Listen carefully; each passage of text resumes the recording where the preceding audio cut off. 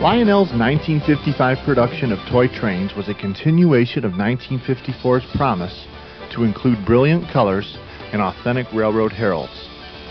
In fact, 1955 provided more. 6 more catalog sets, reintroduction of uncatalogued sets, the Virginian FM, a new line of all-purpose Jeeps, the Illinois Central and Wabash F3s, the reissue of the GG1, and many new colorful cars and accessories.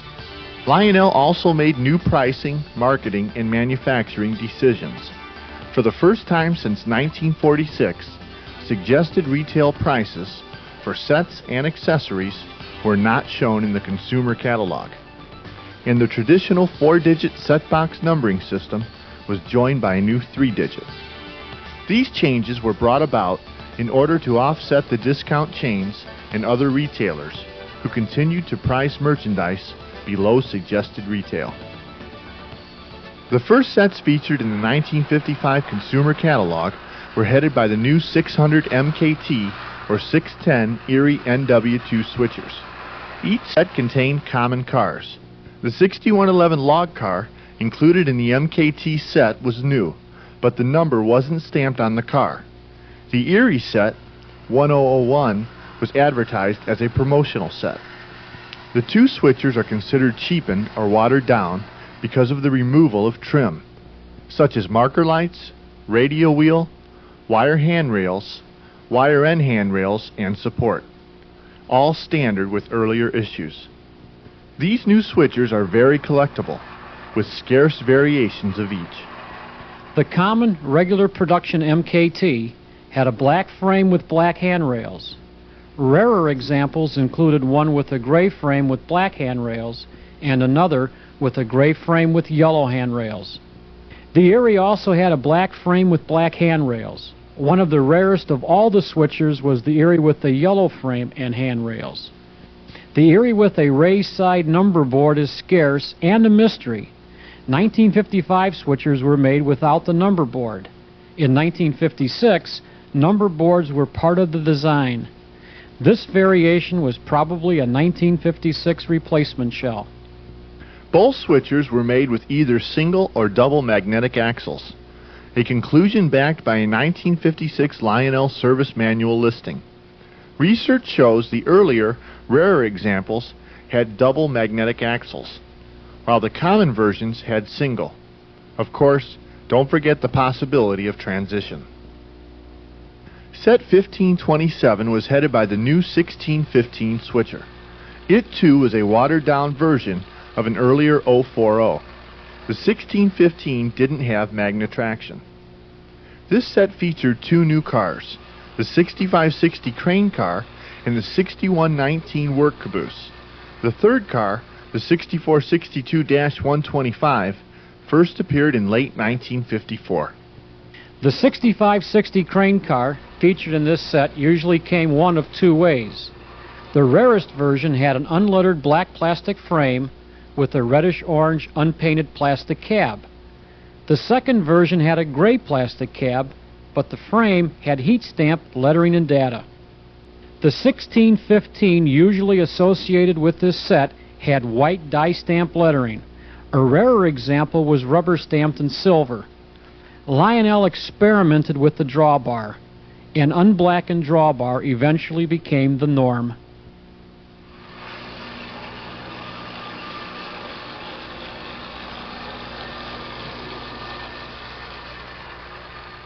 The 2028 Pennsylvania headed set 1529 or 503 and included 3 new cars.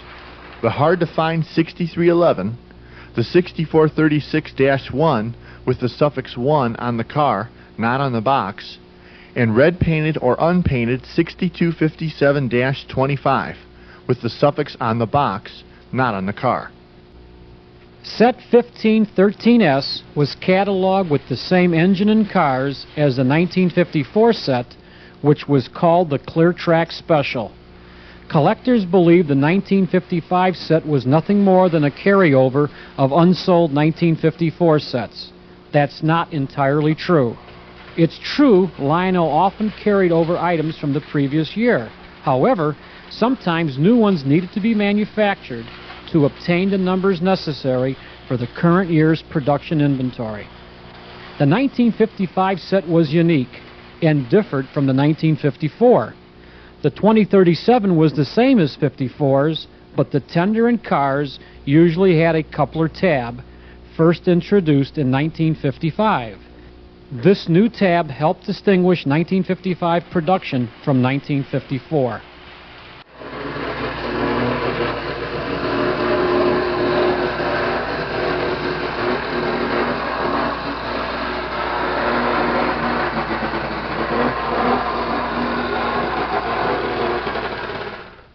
The 2328 Burlington headed both freight and passenger sets.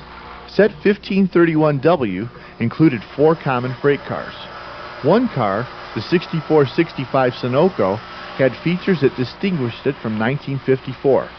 The addition of the coupler tab and 6465 rubber stamped on the car, not on the bottom of the frame. Set 1534W is a favorite with collectors and operators, as are most passenger sets. The 3 red-lettered cars included a 2434 Newark Pullman, shown in the catalog as a 2435 Elizabeth, a 2432 Clifton Vistadome, and 2436 Summit Observation.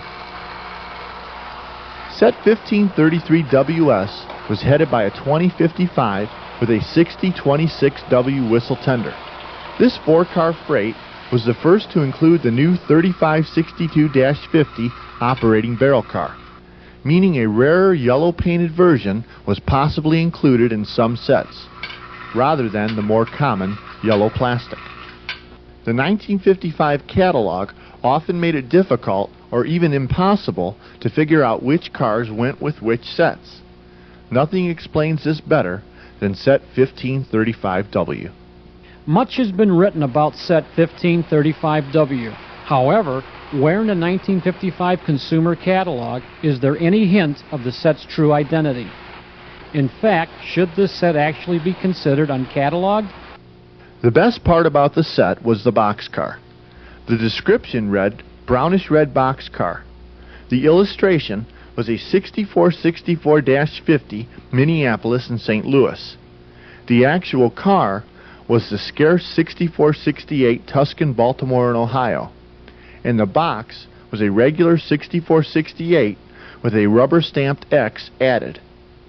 Was a 6464-50 ever included? The 2 sets I own both have Tuscan B&Os. I've researched at least a dozen others, all had Tuscan B&Os.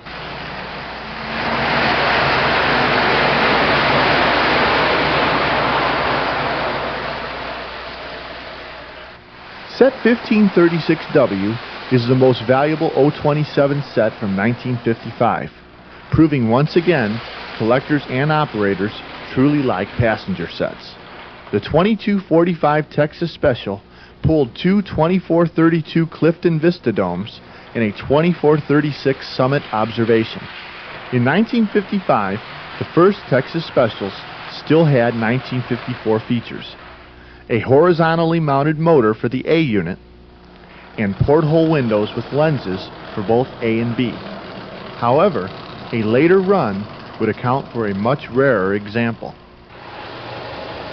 The 2243 headed set 1539W and pulled 5 top-of-the-line freight cars: the 3620 Searchlight car, 6446 Covered Hopper, 6561 Cable car, 6560 Crane car, and 6419 Work Caboose.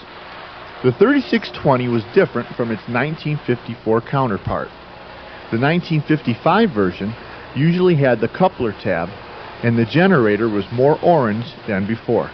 The 6560 was a bit more complicated. By now, the regular production all-red cab with black lettered and numbered frame should have been the norm. As mentioned earlier, Lionel had a hard time deciding how to assemble crane cars, so some earlier examples could show up now. Also, 2 scarce crane cars, not mentioned earlier, could be a sometimes set component. One had an all-red cab, but the number 6560 was missing from the frame. Set 1538WS, another valuable set, had a 2046W whistle tender instead of a 6026W. 2065s with white die stamp lettering were the norm. However, some rubber stamped silver versions, usually associated with 1954 set 1516WS, show up with this set. Maybe Lionel broke up leftover 1954 sets that included the rubber stamp version and placed them in the 1955 set. Or maybe it's just a perfect transition piece. We'll probably never know for sure. The last 027 set catalog was 5-car freight 1541WS and included the new 3494-1 New York Central operating boxcar. The suffix was on the car, not on the box.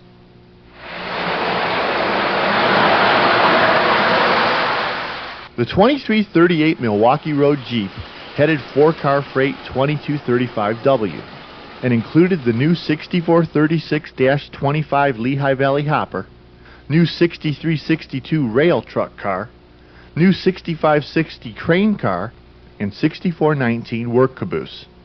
The 2338 included in the set was the regular production model that had an all-black painted cab. However, an earlier run produced one of the rarest and valuable of all post-war diesels, the all-around Milwaukee Road. In this instance, the orange band went around the shell, although the doorways and steps were still painted black. The rubber-stamped herald was also different. It had a red background instead of maroon. Lionel experienced a problem with this first version. The orange plastic shell was translucent, and the unpainted areas would glow when the juice was turned on. Also, the herald didn't adhere well to the unpainted cab. The problem was solved by using an orange plastic shell that was opaque and by painting the cab sides black. If a dealer ordered more than one set, the sets were packaged and shipped in a specially designed shipping carton. The 682 headed 5-car freight 2245WS, although the catalog illustration showed 6 different cars. This was a problem with the 1955 consumer catalog. It often showed 2 different engines and a selection of 5 or more cars. Page 20 and 21 of the 1955 consumer catalog pictured the 665 and 646 and a selection of 7 different freight cars.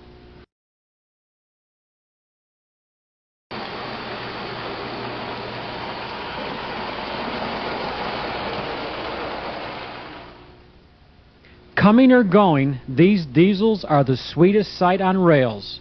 That heading on page 22 and 23 sums up the new Illinois Central and Wabash F3s. The 2363 Illinois Central pulled 4-car freight 2239W and included 2 new cars, the 6414 automobile car and 6517 bay window caboose. The built by Lionel data was underscored on the bay window in 1955. The 6672 had black heat stamp lettering. In 1954, it had blue. The 6464 125 pacemaker had rubber stamp lettering. In 1954, it was heat stamped. This oddball from 1954 was heat stamped 6464-12. Collectors call this tiny, dangling, rubber stamp mark a cedilla. This correctly stamped car proves it was actually a flaw in the rubber stamp. 2363A units had brown or black rubber stamped letters and numbers. The brown lettered version came first and is harder to find. The 2367 Wabash pulled both freight and passenger sets. Set 2247W included 2 new operating cars, the 3662 milk car and 3361 lumber car. The lumber car sometimes found in this set had block lettering, whereas other examples had serif lettering. With only a 3-car lineup, set 2244W is still a prized addition to any collection.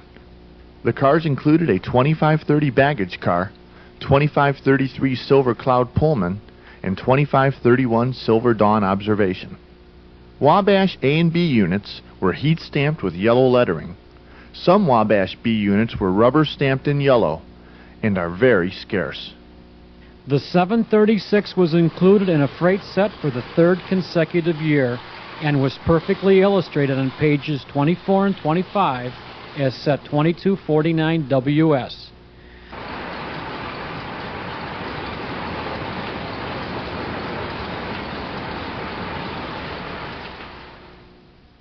The High and the Mighty sounds like a John Wayne movie, but it was used to describe the 2321 Lackawanna and new 2331 Virginian FMs. The Lackawanna headed 5-car freight 2243W and included 2 new cars, the 3662 operating milk car and 6464-300 Rutland boxcar. However, 2 of the cars weren't even shown on the catalog page. A real prize was sometimes found with this set. The 6464-300 Rutland boxcar with a solid shield. The difference between this rare car, valued at over $3,000, and the common version was the Herald was filled in. Set 2251W featured the same freight cars as 2249 WS, but was pulled by the new black and yellow 2331 Virginian FM. All 5 cars included in the set were brand new. The 6464-275, the 3562-50, the 6414, 3359, and the 6517. Both freight sets were featured on the front page of the 1955 catalog. The twin-motor Pennsylvania GG1 returned to the O-gauge line after a 4-year layoff and headed 5-car freight set 2253W. The catalog number for this green-painted GG1 was 2340-25, box only. This was the last of 4 catalog sets to include the new 6414 automobile car, which was also offered for separate sale. A favorite with collectors and operators, it's usually referred to as an auto loader. That's understandable, especially since the 6414 was modeled after the real thing as manufactured by the Evans Products Company. However, the Evans autoloader handled 6 cars, whereas the Lionel only had 4.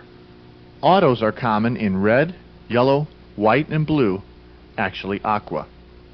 There was a much rarer example made in powder blue. When originally packaged by Lionel, the 4 autos were protected by a cardboard container.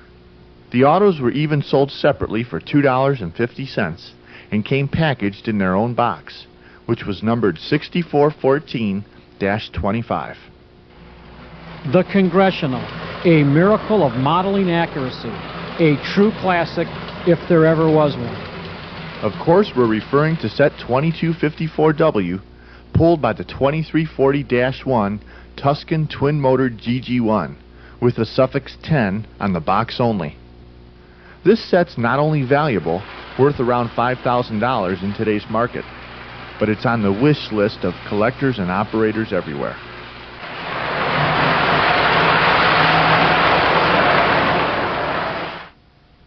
Because of its 3-digit number, Set 505X was one of the first uncatalogued sets produced. Set 505X was offered through Sears Roebuck & Company as catalog number 9652, although a Pennsylvania boxcar was illustrated. What better way to get rid of leftover inventory and reward a valued dealer, all at the same time? Set 1504 was a real oddball. It had a 4-digit box number and should have been used in 1953, but wasn't. It had a 1955 engine all right, the new 2016, but the cars all had Scout side frames, the kind you'd expect from 1953. Therefore, Set 1504 was the last known semi-Scout set produced, or packaged for that matter, but it was more, much more. This was merchandising at its very best. This was getting rid of dead weight, packaging it in an attractive manner, and targeting it to a specific market as a starter set. This was an uncatalogued set.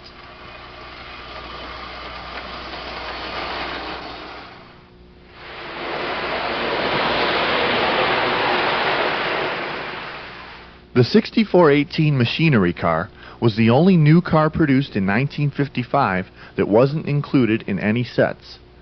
The state of Maine was the first 6464 to use a multiple block door instead of a single larger block. The multi-block door was the norm from 1956 on. Collectors often look for certain cars that were painted over different color plastic bodies. These two 6464 boxcars were painted over white plastic. The Rutland was offered for separate sale and had an all-yellow plastic door. The split door variation, which had a green painted stripe, is very scarce and a favorite with collectors and operators. The gang car was cataloged for the second straight year. The 1955 example had a one-piece horn placed off-center, whereas the previous year a two-piece horn was located between the two brush holders. The 41 U.S. Army switcher was brand new, and a scale model of an experimental gas turbine switcher built for the Army Transportation Corps earlier in the year. A black painted version is a known variation. The 60 trolley was brand new and changed directions when it came in contact with a bumper, car, train, and in many instances a child's hand. The first trolleys produced had metal silhouettes of a motorman attached to the bumper slide, but they proved ineffective and were discontinued. This trolley, belonging to former Lionel salesman Ken Negri, had motormen attached and a light bulb protected by aluminum paint which helped prevent excessive glare through the roof. A reflecting roof liner was used later.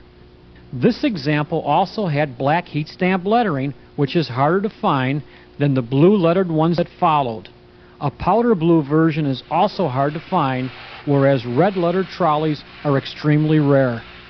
Earliest examples of the trolley used an orange plastic brush plate, just like the gang car. However, in order to allow for ventilation, Lionel cut the brush plate, which was also made in black plastic for both the trolley and Army switcher. This black example made it through the process uncut. 5 new accessories were introduced in 1955. The 110 trestle set came uniquely packaged and contained 24 graduated trestle piers. The 155 ringing highway signal with flashing lights and ringing bells was a fine addition to any layout.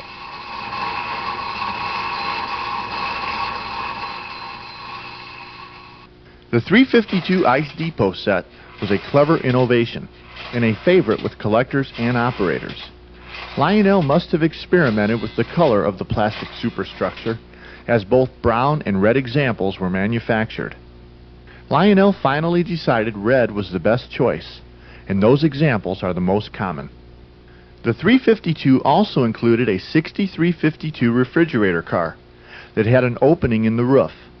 The Iceman pushed plastic ice blocks into an ice bunker in the car. Later in the production run, the ice compartment door changed.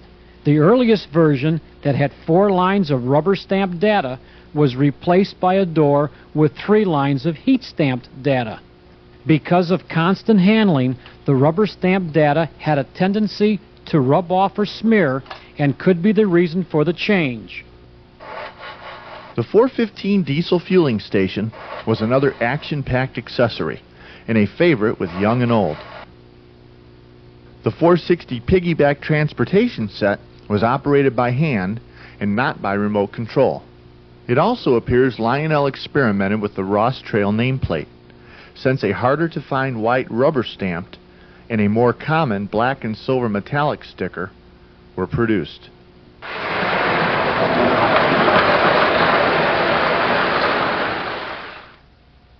Lionel's 1955 report to stockholders showed a net income of $1,178,554, just slightly less than 1954. Dividends remained at $1.25 per share.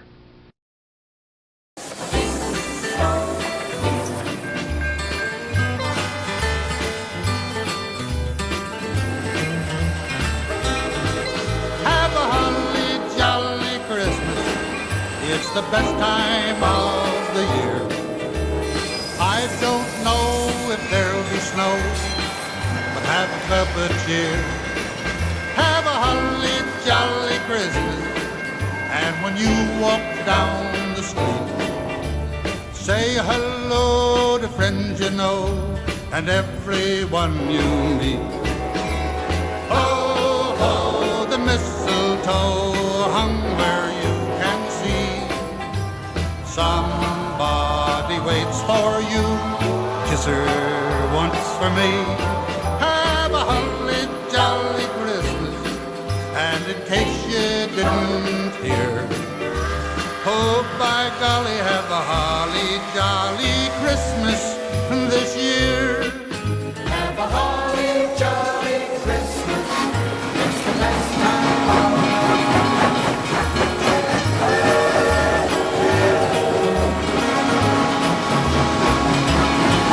Have a holly jolly Christmas, and when you walk down the street, say hello to friends you know and everyone you meet. Oh, oh, the mistletoe hung where you can see. Somebody waits for you, kiss her once for